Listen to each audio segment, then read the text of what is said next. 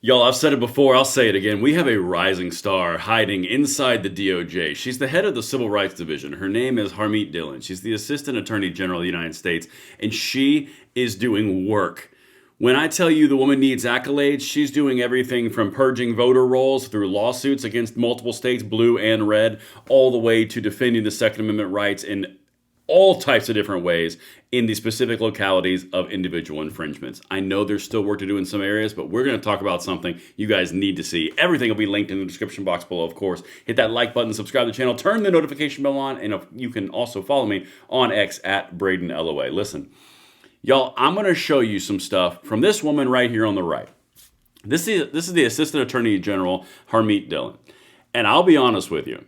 She's doing a lot of very important things which directly relate to our rights in general, our Second Amendment rights, our voting rights, protecting the vote, all sorts of things that are so important to the people of this audience that she deserves some accolades.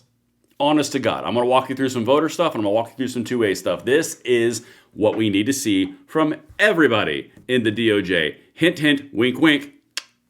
All right, let's get it. Your department also suing 4 states, and this is like, look, Congress, I've asked for voter ID since, for a year now, and you said, okay, hold my beer because you're now suing 4 states for failing to produce their voter rolls, D.C., Georgia, Illinois, and Wisconsin. And now your nationwide total is 22 jurisdictions because they're like, yeah, we're not giving that to you. And the reason you're asking for it is because there may be some inconsistencies there. Absolutely. So I'm really proud of this project. We're up to 22 states that we're suing. 4 of them were sued on Monday.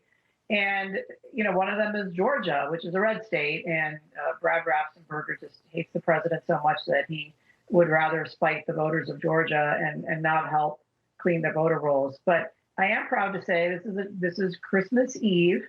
And even today, election officials in 2 states are working hard and they uploaded their data.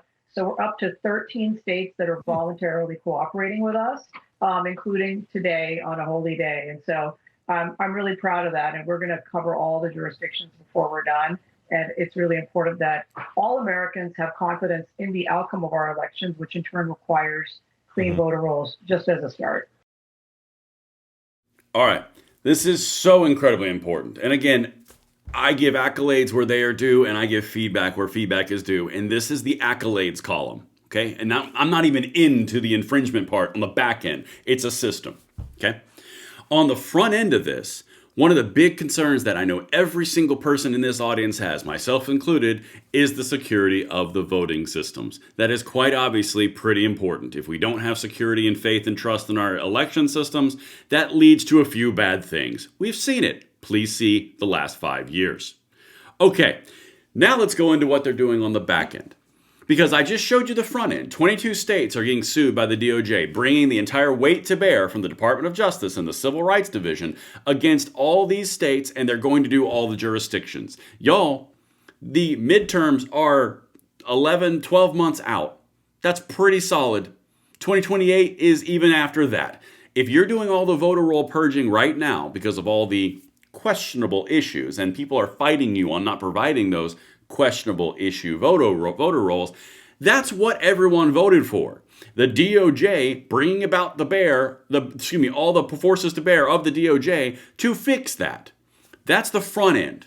Now let's shift over to the back end, because a lot of those infringements, of which a lot of people are very familiar in this audience, come in the form of Second Amendment infringements. And if you guys are new to this, I'm going to go high level, and then I'll dive into the weeds a little bit as well, because it's all very important. What the left will do, and this is why I sing so many praises for Harmeet Dhillon, the Assistant Attorney General. What the left is going to do is they always start on what they perceive as the lowest hanging fruit. And you have to understand what they do. They always go down the road of the scariest thing, the highest emotional response thing, the thing that polls well, the thing that has the emotional response in their focus groups. That's how they work. That's why they go down the road of assault weapon bans. That's why they call everything under the sun an assault weapon. That's why they go down the language of easy access to guns means more people are going to die in the United States, even though the murder rate just fell off a cliff while guns are still going up in purchase rates. Facts don't matter. It's about the emotion, right? That's a very common statement we always make in our side of the aisle because it's quite obvious, right? So they go after these things that they redefine under scary items. And what it ends up doing is it ends up trying to put the virtue signal and the onus on the people who would try to just keep everything safe and emotional and very, very insulated. But it's not about your rights. And when they do this on your Second Amendment rights, which is why I consistently say the Second Amendment community is going to be the place where all of this, the fountain of the spring to take back our country comes from, because we've been under the biggest brunt of the assault for the longest. They do this to the Second Amendment community, and then they take the exact same strategies and language and they take it into race relations. They take it into transgenderism. They take it into First Amendment. They take it into the border. You have to understand the people who are on the blunt receiving end of the social justice and the virtue signals are the ones that are the most adept at dealing with this, because we've been doing it for the longest. She's about to talk about assault weapon bans and semi-automatic rifles, and she's going to say some things that are very important. Okay, watch this. Right, and when you look at those Supreme Court precedents, they in turn dig back to the founding principles and what was considered to be a law-abiding citizen, what was considered to be a weapon in common usage. And we don't believe that the Second Amendment rights are tied to being in a militia, of course, but when you look at what were the weapons people were expected, law-abiding, able-bodied men were expected to pick up and take into a militia, they were weapons in common usage, and not unusual weapons, strange weapons, exotic weapons, cannons, like, for example, but weapons in common usage to do lawful things. They're the ones that were picked up and used. And so today, these semi-automatic rifles certainly fall into that category, and the outright ban on them in the district is at odds with precedent, and we look forward to litigating this case. She's absolutely correct, especially on two parts of this. And this is what I wanted to bring this up for, okay? And that was Cam Edwards on Bearing Arms. That's a very good little segment, little hat tip to him. You have to understand a few of the pieces. I'll go real high level, and then I'll dive in a little bit deeper for anybody who's curious. Okay, this is my expertise area. So when you're dealing with semi-automatic firearms being common use, what she's referring to is Supreme Court language that says common use items can't be banned. Okay, well, that means anything that would be considered not special, dangerous, or unusual would be not able to be banned, right? So AR-15s are more popular in the United States than Ford F-150s, so they can't ban them because of the most commonly available firearm in the United States. That's a semi-automatic rifle. So that's what she's alluding to there, and that's why this is so important. When she said it's outside of precedent, that means that the SCOTUS has already ruled you can't do this, which is what we've been preaching and spouting and screaming and espousing on this channel for 4 years now. That's going to be the undoing of all the pushes against all of our rights, whether it's voting, whether it's Second Amendment, whether it's border, whether it's First Amendment. That's exactly what's happening.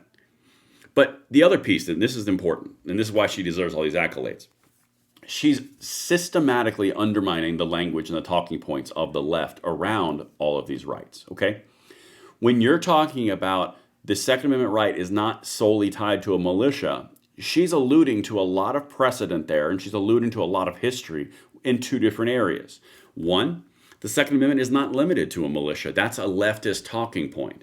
The leftists like to do this thing where they redefine definitions. Like I was telling you in the earlier intro to this video, they redefine things all the time. They're constantly trying to find an emotional way to twist the words and the definitions so they can achieve their ends, okay? When you look at what they're trying to do on this, they're trying to say that, well, yeah, the Second Amendment is referring to the militia because it says the word militia. It's well regulated.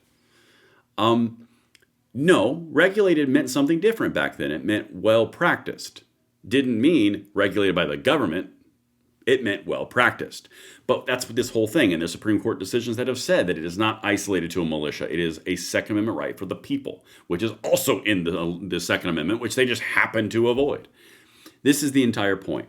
This woman right here is doing incredible work from the Civil Rights Division in the DOJ. The head of the DOJ may be not doing amazing or not being so hot, and she might have the worst approval rating on the planet, which she does. But this one, the Assistant Attorney General, is doing fire work. From the beginning of the system to the voter rolls to the end of the system of attacking the existing infringement that they passed. I'm telling you, this is one to watch. Let me know what you guys think in the comments below. I'm Braden. I'll see you later.